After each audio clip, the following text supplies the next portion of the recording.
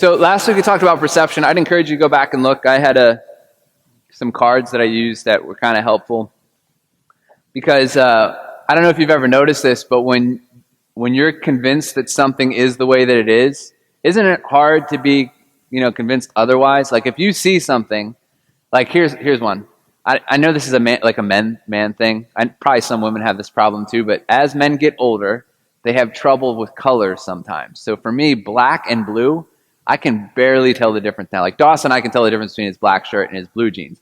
But like if you give me like a dark blue and a black, I can barely tell the difference. Now when I was a kid, I could tell the difference 1,000 miles away, right? But when you can't see something and someone says, "Oh, that's green," and you go, "No, that's blue." Isn't it really hard to see the different when you're convinced it is something? Don't you get like just absolutely assured that you're right? And our perception is such, like that's a real easy example, but our perception is such that that's how it is with most of us. I don't care if you're a kid or an adult. When you believe something is the way that you're seeing it and someone else tries to convince you you're wrong, it's usually pretty hard to listen, isn't it? And what do you typically do? Don't you typically do what you think makes sense? I typically do what I think makes sense. I don't know about the rest of you. You guys are all looking at me like, what's the catch, Rob? But for me, if I think it makes sense to do a certain way, then I usually do it that way. So perception is something that we've struggled with literally from the beginning. So this is Genesis 3. When the woman saw that the fruit of the tree was good for food and pleasing to the eye and also desirable for gaining wisdom, she took some of it and ate it. She also gave some to her husband who was with her, and he ate it. Then the eyes of both of them were opened, and they realized they were naked, so they sewed fig leaves together and made coverings for themselves. So, what happened before this? Did God tell Eve something specific to this fruit? What did he tell her? Don't eat it.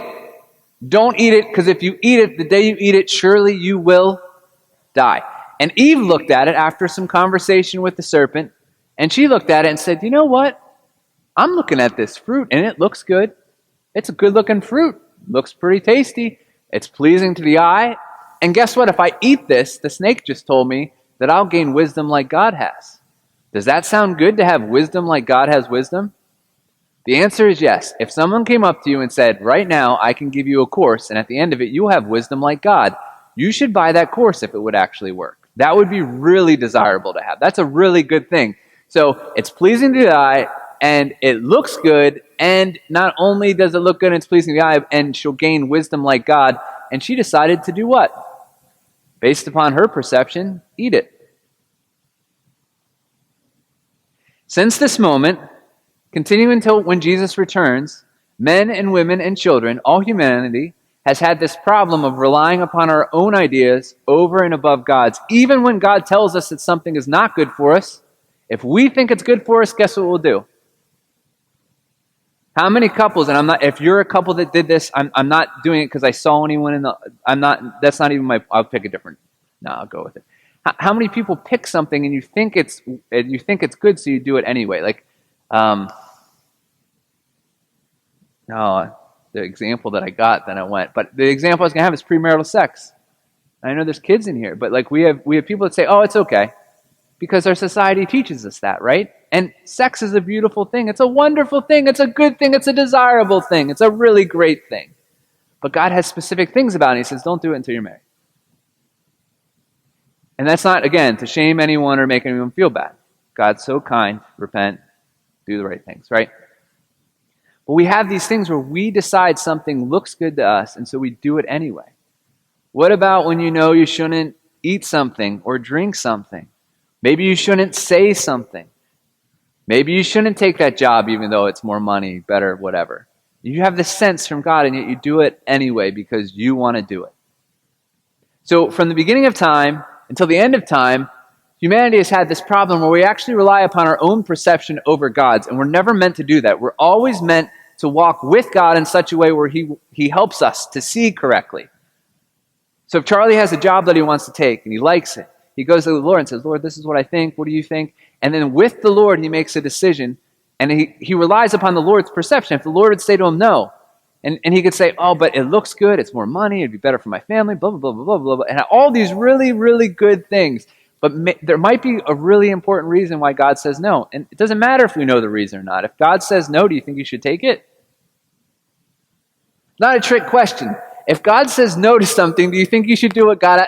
No, it's God. He's the God of the universe. His perception's a little bit different, right? Right. Do you ever see a child, and when the child is about to make a decision, like a little kid, and you can see what will happen if that kid does it? Like, imagine the kid with the fork, and he's going for the light socket. He's going to stick that thing right in there.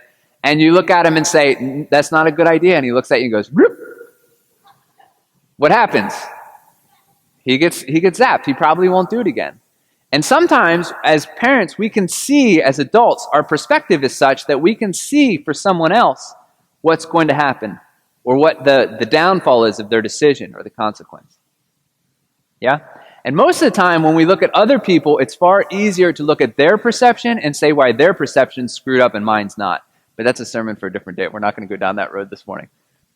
So this is something that we've struggled with from the beginning. And that difference of perspective, right? Like, think about how much different God is from a human parent. If as a human being, you can look at a little kid and say, that's not a good idea to do it, wouldn't you rather rely upon God and his infinite knowledge and his infinite power to like know what to do and what not to do over your own perception of what seems right to you? Yeah, the answer should be yes. The question is, do we actually do it? And, did I cut that verse out?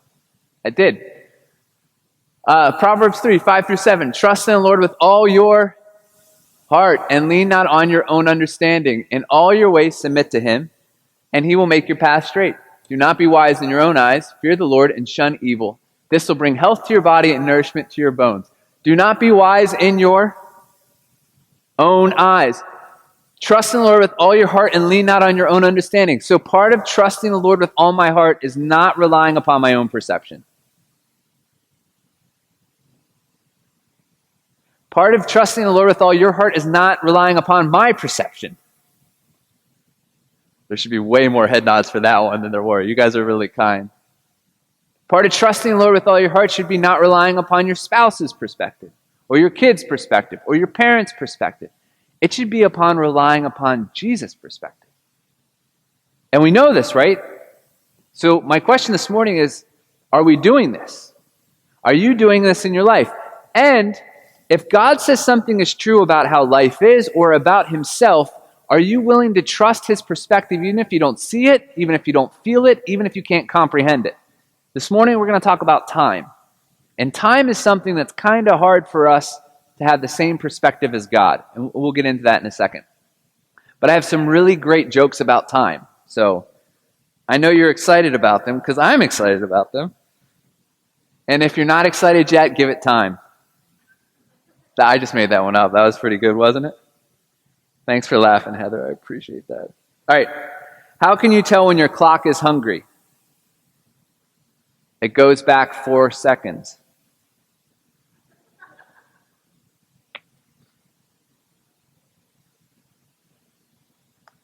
This man said, I was thinking about an old car of mine that got stuck in reverse gear. That took me back. Oh, these are going really well. I held up my watch to a mirror. It was time for reflection. I bought 5 watches the other day. I have a lot of time on my hands.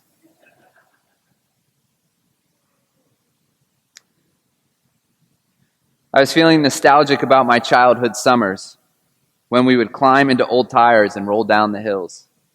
They were good years.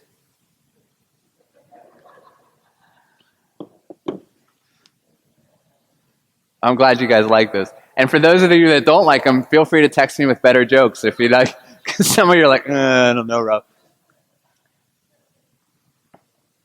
Here's one other. This is more of a perception thing. My dad says this one. He says it a lot. I like it. But this is from Mark Twain. He said, when I was a boy of 14, my father was so ignorant I could hardly stand to have the old man around. But when I got to be 21, I was astonished at how much the old man had learned in 7 years. So kids, in case you're not paying attention to that, what this quote is by Mark Twain is he's saying when he was like 14, He was looking at his dad in this case, and he was thinking, you're not very smart. You don't know what you're talking about, and I don't really need to listen to you. I'm going to find information elsewhere, or I already have the information. And then Mark Twain says by the time he's 21, so he got 7 years older, all of a sudden, his dad seemed to have all the right answers. So the interesting part about this is, did his dad really gain knowledge in 7 years? Or did Mark Twain just realize that his dad was actually way more wise than he thought he was? So as kids, haven't we all had a moment with our parents when we looked at our parents and thought they weren't wise about something, only to later realize that they were very wise? Okay, either you don't have wise parents, or you are really wise kids. I don't know which one it was. I was a foolish kid with wise parents. So there are many things that I looked at my parents and I was like, that's dumb. You don't know what you're talking about. You don't know what you're doing. That's not how things work, blah, blah, blah. And I had all these ideas that I thought were right.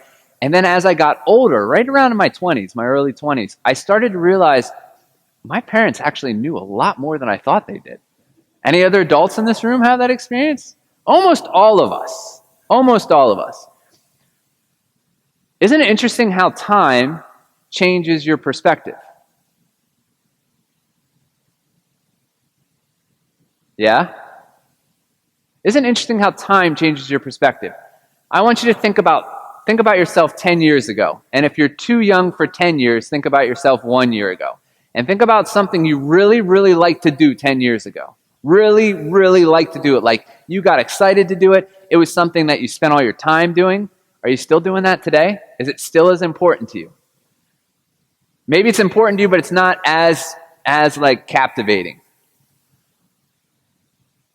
Now I want you to think back 10 years ago. Let's do 5 years ago.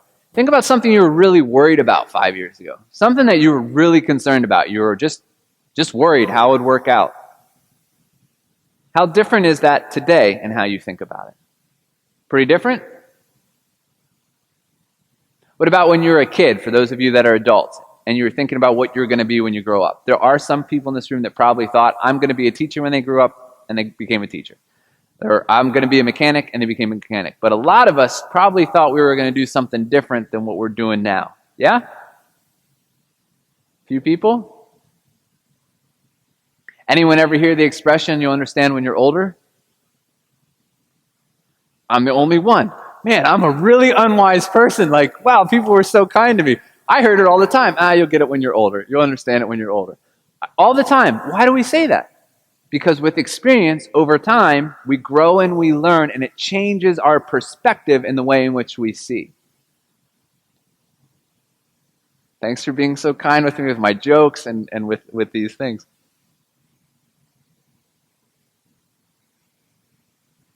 Our age influences so much of the world around us.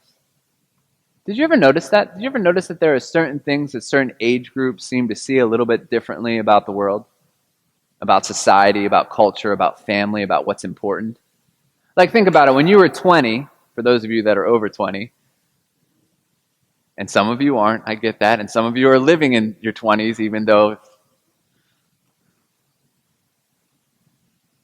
Sorry, I got distracted in my head with this story. My sister-in-law just told me a story, and she was explaining something to my nephew, and she goes, you know, your mom's only 28, and blah, blah. She's called herself 28 for at least 10 years, or maybe 9 or 5, I don't know, but so it made me think of that. Thankfully, she probably won't watch this, so. And if you did watch it, sorry, Brian, you can get me later. But, like, certain age groups have certain perspectives about time based upon their age because they've lived and experienced things. So you can generally look at people and say, all right, this person's in their 40s and they're valuing this. Or this person's in their 60s and they value this. Or maybe they value the same thing, like they both value family, but because of where they're at in their stage of life, they put more emphasis on it in a different way. Or they have more width for patience in it in a different way. Do you ever notice this? Like, I love watching my father now as a grandparent versus when he was a parent. He has like infinite time to do whatever a grandkid wants to do. I mean, if they want to march around a room, he'll march around the room. I'm not sure he did the same exact thing with my brother and I. Like, he was busy. Not that he didn't play with us. Don't misunderstand me. But like, you know, he had a car to take care of and a job to do and stuff like that. And he sets all that aside when the grandkids come, and all he does is focus on the grandkids. It's pretty amazing, isn't it? But he didn't do that when he was 40. Why? Well, his perspective changed. We see that all the time with parents and grandparents. I hear grandparents say all the time, being a grandparent's awesome. You get to play with them, you get to hang out with them, and then you get to send them home. You don't have to discipline them. You don't have to do any of the hard stuff. It's a perspective thing, right? We get that. Time's also really weird as it pertains to waiting for things, isn't it? You ever been like really, really super excited for something and you're waiting for it? Doesn't it seem like it takes forever? And then when the thing comes that you're super excited for and you're past the moment of it, doesn't it seem like it took no time at all? You're like, wow, Christmas morning's already over? I already opened all my gifts? Birthday's already done? My date night we're already done with our date night. I've been looking forward to this for 3 weeks. And it's already done. It's the next day. What about the opposite when you really don't want to do something? Doesn't it seem like it just keeps coming pretty quick? And then once it gets there, it takes forever to do. And then once you're done with it and you look back, sometimes it feels like it takes a long time. Sometimes it doesn't.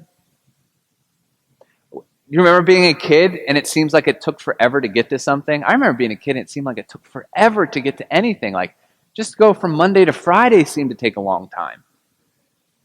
As an adult, a school day, that's a really good example. I remember going to school 7 o'clock, 8 o'clock. You're looking at the clock like, I got to be here till what time? And it took forever to get through the school day. Or you're waiting for recess, or you're waiting for lunch, or whatever it is. What about as an adult? Does it seem to take so long to get to things? How many adults do you say, can you believe a year's gone by already? Can you believe it was just last year we did this?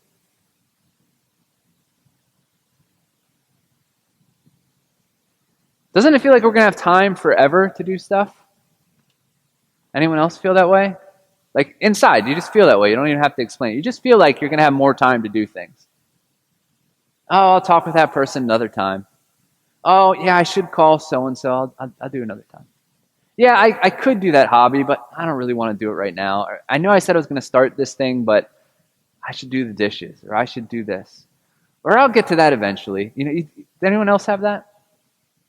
And then it goes by, and all of a sudden you realize it's been 2 weeks, 3 weeks, 4 weeks, a month. It's been a year since that thing you said you were going to start that you never did. You meant to call someone, and it's been, way too long, and now you're in a weird place where you have to apologize for not calling them plus actually call them. Anyone ever have a moment where you thought, man, next time I really have an opportunity, I want to do this with this person, and you never got to do it because maybe the relationship broke? For whatever reasons, whether it's your fault, their fault, both your faults. Maybe they died. Maybe they got sick. Anyone ever have that happen? Can't tell you how many times as a pastor I've sat with people as they're mourning someone's death and telling me, I wish I would have told them.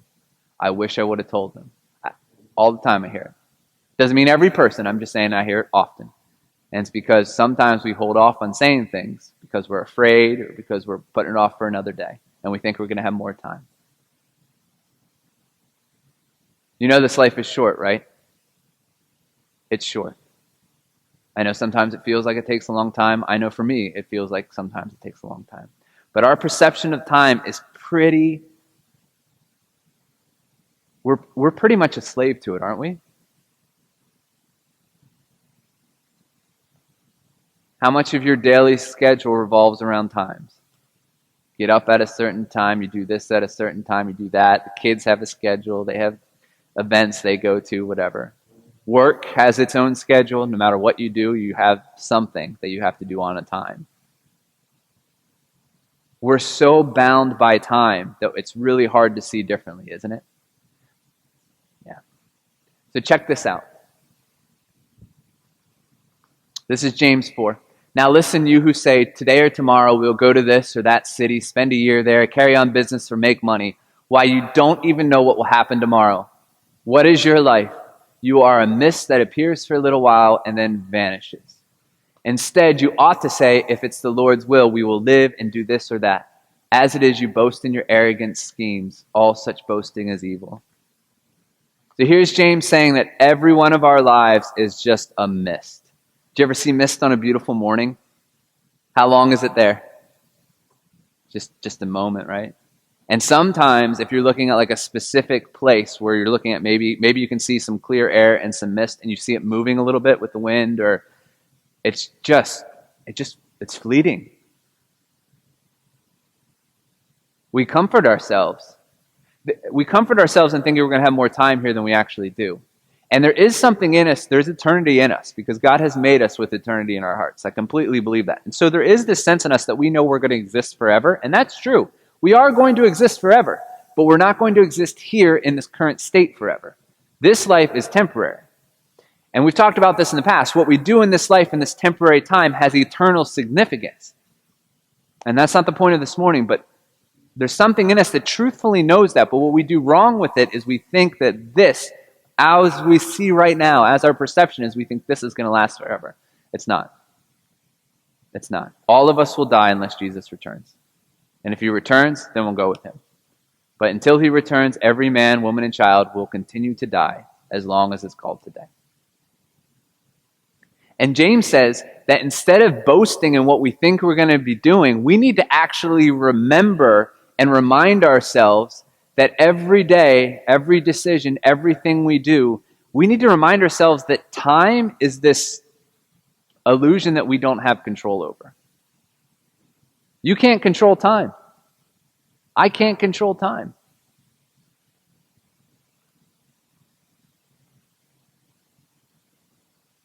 And the reason that we say things like, if it's the Lord's will, or you probably heard someone say, Lord willing, I'll see you tomorrow. Lord willing, we'll do this. It's because it's supposed to be reminding us that we might not be able to do tomorrow what we say we're going to do. If I say to Sean and Sherry, hey, I'm going to come over to your house this afternoon, there are a plethora of reasons why I might not get there. Matt could call me up and say, Rob, I need your help. Denny could call me up and say, Rob, I want to hang out with you and it's an emergency. Can you come over? Whatever. And I might not get there. Or I could die. Or I could break my leg. Or someone could break both my legs. We don't have control over these things. We don't have control over our lives, and yet we act as if we do. And we need to be reminded that we do not. Because our perception is such that it actually skews us, and it gets us thinking in weird ways. And this is the best part of this all. This isn't a downer. This is actually really cool. Because there is one being who is not bound by time at all. And who is that? God. Exactly. Moses said to God, this is Exodus 3, suppose I go to the Israelites and say to them, the God of your fathers has sent me to you. And they ask me, what is his name? Then what shall I tell them? Really interesting part. Maybe you already know this. But when God was speaking with Moses, at that point, no one knew God's name. God didn't say to anyone, this is my name. And so when Moses says, okay, so you're going to tell me I'm going to go into Egypt and I'm going to tell all these Israelites that are captives that I'm the God of their forefathers. So who should I tell them sent me, right? It's a great question. It's a wonderful question. And this is what God says in response. This is who God says he is. God said to Moses, I am who I am. This is what you are to say to the Israelites. I am has sent me to you. God also said to Moses, say to the Israelites, the Lord, the God of your fathers, the God of Abraham, the God of Isaac, and the God of Jacob has sent me to you. This is my name. What's that word? Forever. The name you shall call me from generation to generation. So God is asked his name, and God's response is, I am. Let me just say it another way. He's saying, I exist. I'm existence. I always am. I never won't be. I never was. I never will be. I am. Like, you get God-made time, right? Like, it's not something that God's like, oh man, I gotta make sure that I get to Rob before 9:11 p.m. tonight and make sure that I tell him blah, blah, blah so that he can go do that. Do you think God's worried about 9:11 p.m. tonight? I don't. I don't. So what's the best way to look at this? I think we need to first understand what God says about himself, and then I'll try to give you an illustration of how maybe we can look at time. This is what God said in, all these verses are in weird places. Isaiah 46:10. I make known the end from the beginning, from ancient times, what is still to come. I say my purpose will stand, and I will do all that I please.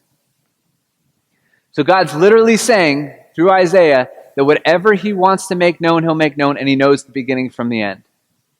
So think about the other weird thing about time that we've been talking about is our knowledge, right? We say at 3, we know something a little bit different than when we're 6, from then to 16, then to 60. And God's saying, I know all knowledge all the time. There's never going to be anything that God has to learn, ever. He's got all knowledge. He's got the beginning from the end. He knows what's going to happen in every part of your life, every part of my life, every circumstance. It's not hard for him. It's not a challenge for him. He knows it all. The only people that are learning are us. We're the ones that are having knowledge revealed more and more.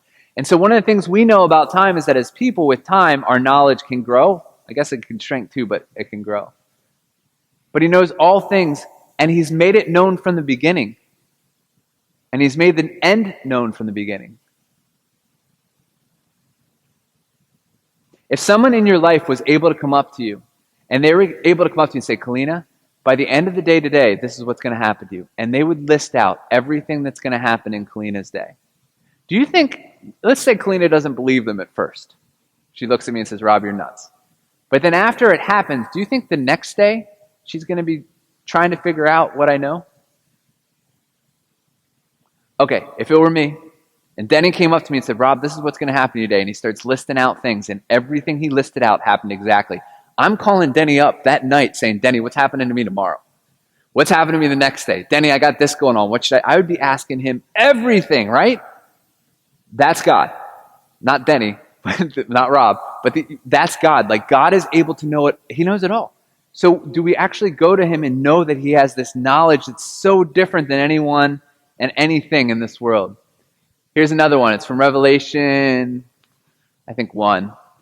I am the Alpha and the Omega, says the Lord God, who is and who was and who is to come, the Almighty. And then in Revelation 22, so that's the first chapter, and here's the end of the book. Look, I am coming soon. My reward is with me, and I will give to each person according to what they have done. I am the Alpha and the Omega, the first and the last, the beginning and the end. It was so important for God to say this, for Jesus to say this, that he said it twice. The beginning of the prophecy of the end and the end of the prophecy of the end. He wanted to make sure that it was really, really clear that he's everything. We just read it today in John 1 in Sunday school. He's the beginning and the end. He's all of it. Like, that's so different than us. I was born. I have a birth date. And we know now, and I'm going to pick on you three, Trudy has a birth date, and we know Kiera has a birth date, and we know Dustin has a birth date because their birthdays are this week. Happy birthday again. And they will have a day in which they die. Again, unless Jesus returns or Jesus decides to take them up to heaven in a miraculous way. They have a time. They have a shelf life. They have a beginning and the end. God doesn't have one of those. This earth has a beginning and the end. This earth started at one point. This universe started. Creation started. And one day it's going to end. So, like, how can we think about it? This is one way. It'd be like if let's just assume. Now, let's pick on someone other than Rob. It's like Bill. Bill made this whole room. In fact, he made all this reality. Let's just pick this for a second. Bill made all of this. He made all of you, everything. And Bill made this computer. And he made the program on the computer. And when he made the computer, I don't have a movie on there, but imagine there's a movie on there. I think you can all do that. He made a movie. And he starts the movie. He can push start. He can push stop. He can fast forward it. He can go backwards. He can put anything in the movie he wants. He can take anything out of the movie he wants. And it's just sitting here on this little laptop in the midst of this existence, right? That's like how time is. That's how this universe is. God made something, and it is going, and he's completely able to do whatever he wants to do with it. But he's not bound by this. Bill's not bound by the computer. He can take the computer and chuck it if he wants to. He can shut it. He can turn it off. He could make a new movie if he wants. Like, the difference of how we understand ourselves and God as it pertains to time is really different, isn't it?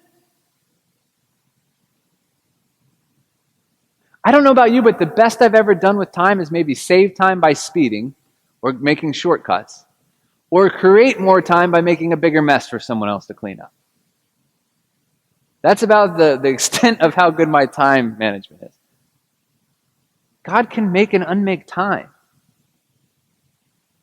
So when we go to him, when we talk with him, when we're worried about something that's going to happen at Tuesday at 4:12 p.m., do we remember that he's beyond and above and in control of time?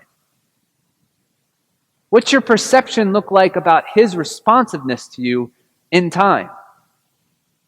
when it doesn't seem like he's answered a prayer because the time has passed. Let's say you prayed for healing for someone and they died. Let's say that something catastrophic happened and there was a certain time in which if it didn't change, it was going to be done. Do you look at God like he failed you somehow? Like he failed to act in time appropriately? Or do you remember that it's just this little laptop to him in the midst of a whole existence that he doesn't have to try? And are you willing to trust him anyway, even if you can't see it?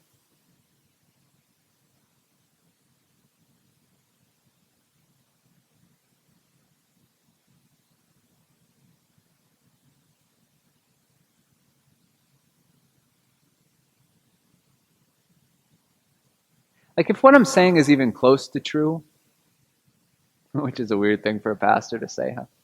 If what I'm saying is even close to true, then there is no reason whatsoever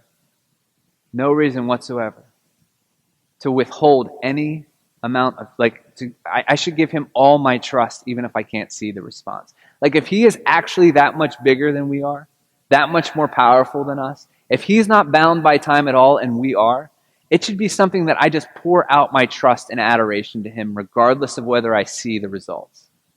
Regardless of whether I see what I think should happen during this time of my existence on earth.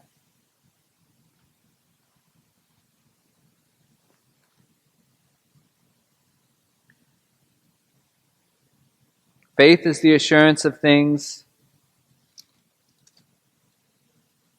Sorry, say it one more time. Sorry, you're not saying it loud enough. All I hear is whispers up here. Good. Unseen. Whoever said unseen, that's good. Faith is the assurance of things hoped for, the conviction of things not seen or unseen. It's very good. It's Hebrews. Check this out. We're just going to read one more thing and then we're going to end right here. It's Hebrews 11. It's the triumphs of faith. Verse 1 is that what I just reiterated. Now faith is the assurance of things hoped for, the conviction of things not seen. For by it the men of old gained approval. And then look at the end of this chapter. It's just so great. And it's very challenging. Verse 39, and all these, he lists all these different people, having gained approval through their faith, did not receive what was promised, because God had provided something better for us, so that apart from us, they would not be made perfect. All those people lived and obeyed God and did not see the fullness of what God promised them during their lifetime. And you know what? He's worth it. He's worth trusting whether we see what we see or not, or what we think we should see, because he is the God of everything. And time, we need to change our perspective of what we understand God to be in light of time. Yeah? Good. Why don't you stand with me? We're going to pray.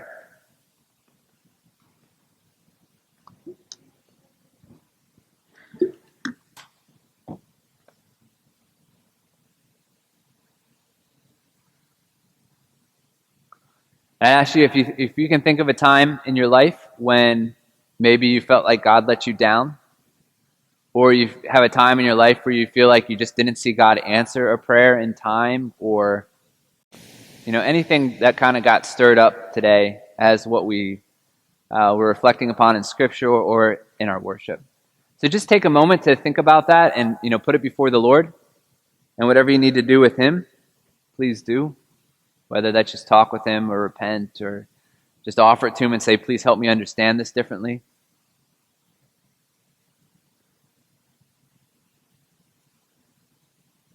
Lord, these are things that are way too big for any one of us to understand. We are bound by time. Thank you that you have put eternity in our hearts. Thank you that there's something in us that knows there's someone, you, that's so much greater than time. Please help us to see like you see. And please help us change our perspective so we would trust you more and trust you more and trust you more. And